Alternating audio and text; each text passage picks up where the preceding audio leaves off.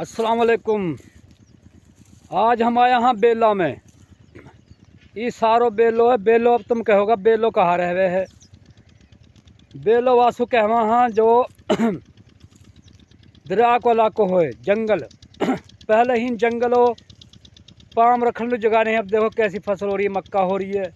बाकी हीन फ्लड ने काफ़ी तबाही जो है ना लथाई है। तो जंगल हो ही सार हो पहले बियाबान जंगल हो या में हर तरह को जानवर हो, हिरण, बारहसिंगा, पाड़ा, नील गाय, ये सारी चीज़ यहाँ में। लेकिन अभी आबाद हो गई। देख लो कैसा कैसा, यानी ये लोग आलू लगा रहे हैं तलू हैं। ये जनाब गुरुद्वारा नज़र आ रहा है सामने, गुरुद्वारा करतारपुर कॉरिडोर। और ये जनाब इधर मैं दिखा रहा हूँ तुम लोग, ये कोठा गांव है, कोठा गांव, कोठा।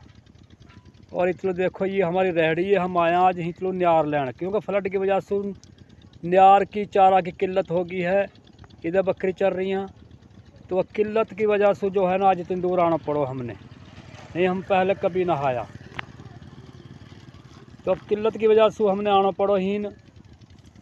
बाकी ओके होगो जी। ये तुम लोग विजिट करवाए हो करतारपुर कॉरिडोर नारवाल को, और ये इलाको जी हमारो तुमने देख लियो है खूब इलाको। अल्लाह हाफिज़।